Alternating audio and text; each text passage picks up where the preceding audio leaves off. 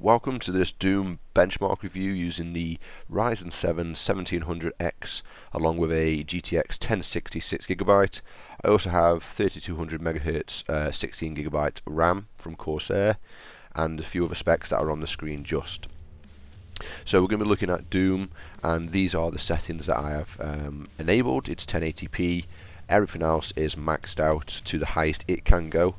I do have VSync turned on, which means throughout this entire clip you will see in the top right hand corner 60 FPS locked out, and it pretty much 99.9% of the time sticks to that 60 FPS. So I am just running through quickly the UAC on arcade mode, and that's just because it's a nice short mission and there's a fair amount of detail and some high intensity scenes whereby it could have an effect on the CPU or the GPU at any given time. So I'm not going to speak throughout the entirety of it. You can watch it all if you really want to. It's obviously the full playthrough just to see what the graphics are going to be like throughout the entirety of this playthrough. But if you want to, you can skip through to the time linked in the description to whereby I go through the output log from the MSI Afterburner to show you how much RAM, how much CPU it's used, the CPU temperatures, and also the constant FPS mode that it is recorded in MSI.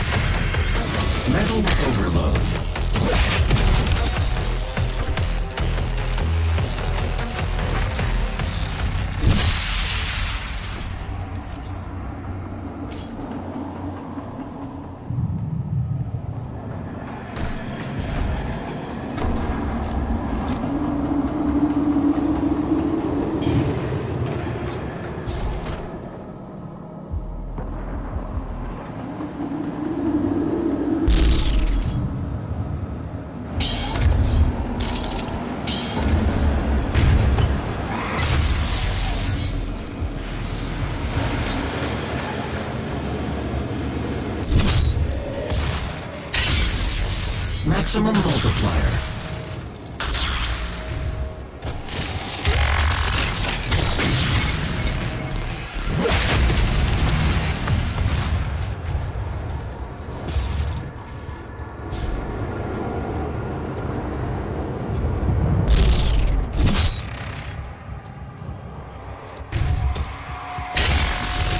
Maximum multiplier.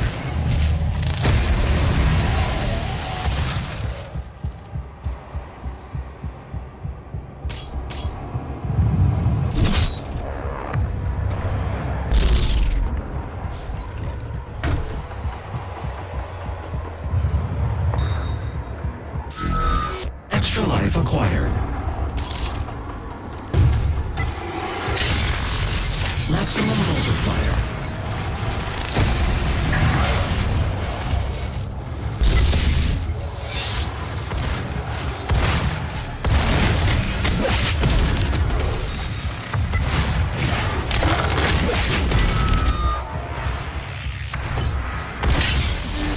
Maximum multiplier.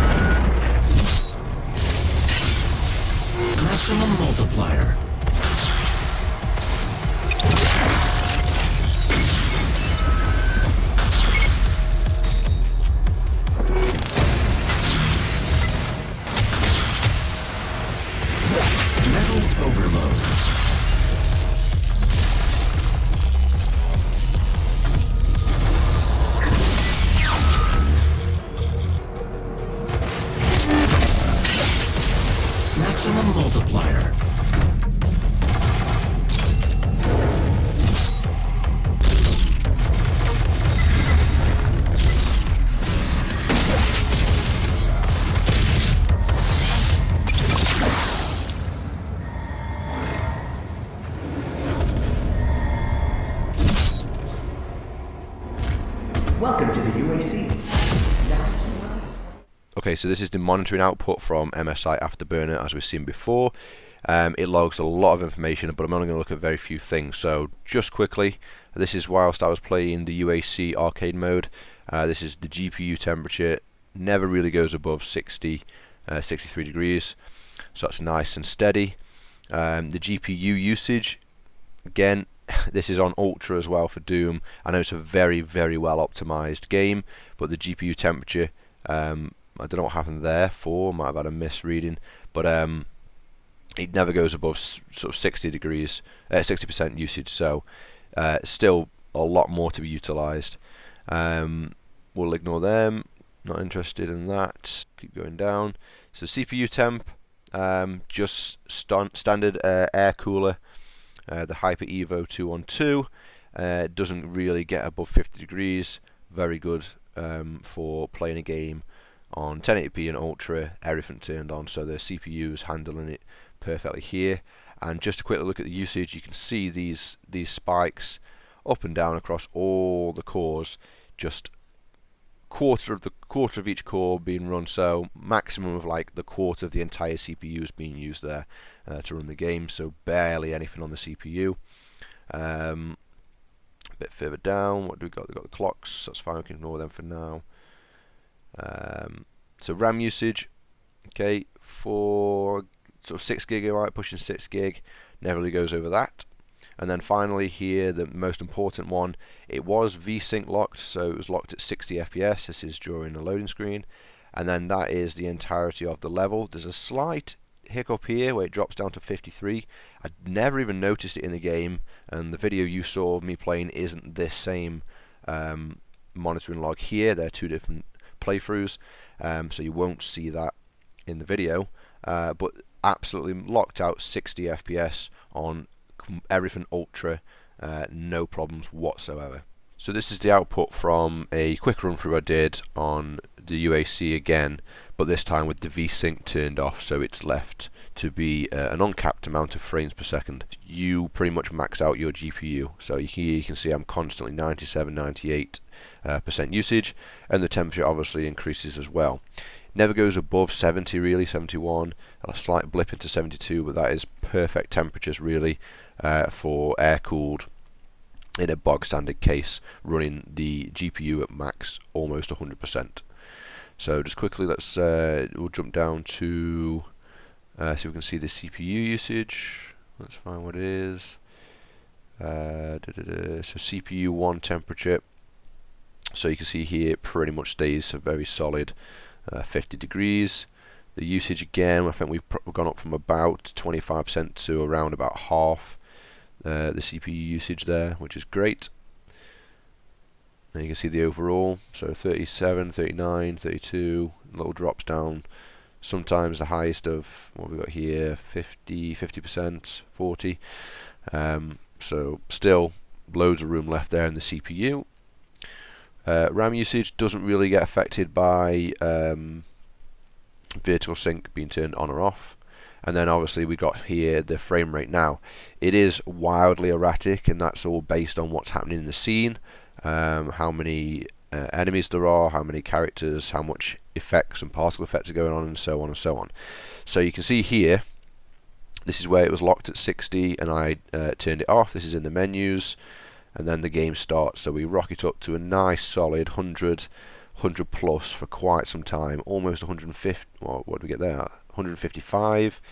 It does drop below 120, so those who are looking for 120 FPS on a 120 Hz monitor, you might want to dial back some of the settings to lock out that nice 120 FPS. But for most part, and there are some dips. Trying to find the lowest. We've got 94 at the moment. I think this is the lowest here. It was a really low one when I was checking it. Okay, 97, 94 seems to be the lowest I can kind of get my mouse on. I think there was 90 there just. But if you wanted to lock out that 120, you dial down a few settings since everything's on Ultra. But personally, I only have a 60 Hz monitor, so locking it out at VSync 60 is perfectly fine for me. So that concludes this video on the benchmarking for Doom. It is a very well optimized game that can be run on pretty much any hardware, legacy obviously or new. It's got loads of customization options for the graphics settings, and you'll find the one that's perfect for you. This kind of not low end build, this is around about a mid tier build, will be perfectly fine to lock out that 60 FPS at 1080p, everything on ultra.